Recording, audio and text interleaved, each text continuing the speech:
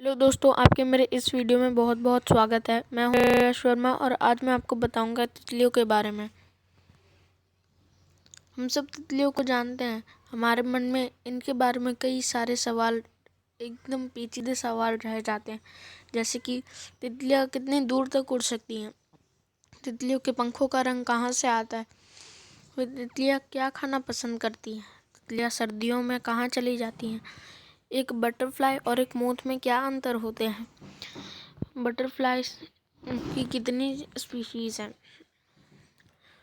आज मैं आपको इन्हीं 6 पेचीदे सवालों का जवाब बताऊंगा। तो चलिए वीडियो की शुरुआत करते हैं।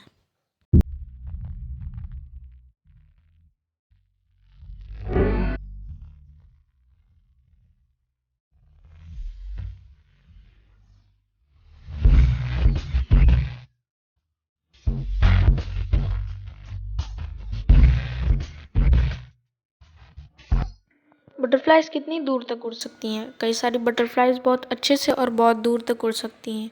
Red admiral and painted lady butterfly जो होती है, वो ब्रिटेन में सर्दियों में सरवाइव नहीं कर पाती। नॉर्थ अमेरिका में रहने वाली कुछ मोनार्क बटरफ्लाइज उड़ के सीधा मेक्सिको में चली जाती हैं ताकि वो अपनी सर्दियाँ दूसरे बटरफ्लाइज के साथ बिता सकें। वो करीब करीब 1180 माइल्स यानी 1900 किलोमीटर उड़ सकती हैं, और वो भी सिर्फ 3 हफ्तों में। बटरफ्लाइज को उनके पंखों का रंग कहाँ से मिलता है? कई सारे बटरफ्लाइज में लेपिडोप्टेरास होते हैं। लेपिडोप्टेरास कहने का मतलब ये है कि उनके पंखों में छोटे छोटे स्केल्स होते हैं जिनमें रंग भरा जा सकता है। उन लेपिडोप्टेरास में रंग होता है, इसकी वजह से बटरफ्लाइज को उनका रंग मिलता है। लेकिन कुछ अलग बटरफ्लाइज होती हैं जैसे कि मोर्फो बटरफ्लाइज, जिनमें ऐसा सिस्टम नहीं होता। मोर्फो बटरफ्लाइज की बॉडी में एक स्पेशल स्ट्रक्चर होता है जिसकी वजह से उनको उनके पंखों का रंग मिलता है।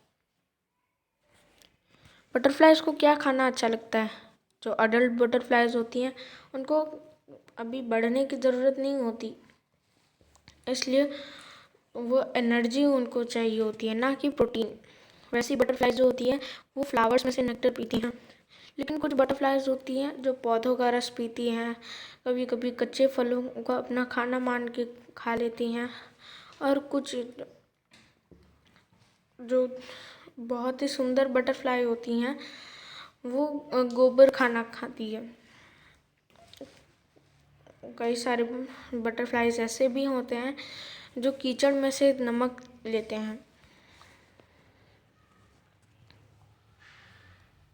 बटरफ्लाई सर्दियों में कहाँ चले जाती है? जब ठंडियों का मौसम आ जाता है तो बटरफ्लाइज कई सारी डिसअपेयर हो जाती हैं, हमें दिखती नहीं है। तो कई सारे लोग ऐसा सोचते हैं कि वो सब मर गए। कुछ बटरफ्लाइज की स्पीशीज़ वहाँ पे मर जाती हैं, लेकिन कुछ जो होती हैं हाइबरनेट कर लेती हैं, मतलब कि वो कई महीनों के लिए सो जाती हैं और अगले साल वो अगले अपने अंडे देती है। ब्रिटेन में इनमें से इन कुछ स्पीशीज़ में से ब्रिमस्टोन बटरफ्लाई, पीकॉक बटरफ्लाई और स्मॉल टॉर्टोइस बटरफ्लाइज हैं।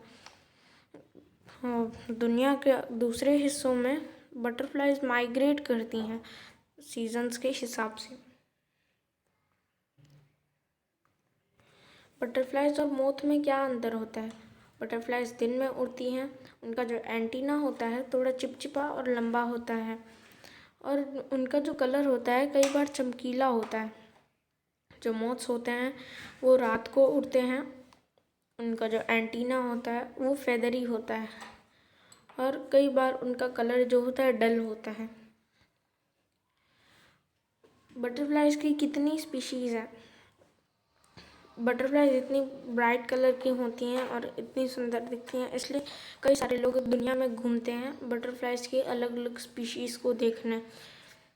पूरी दुनिया में करीब करीब 17,500 स्पीशीज़ हैं बटरफ्लाइज की। धन्यवाद।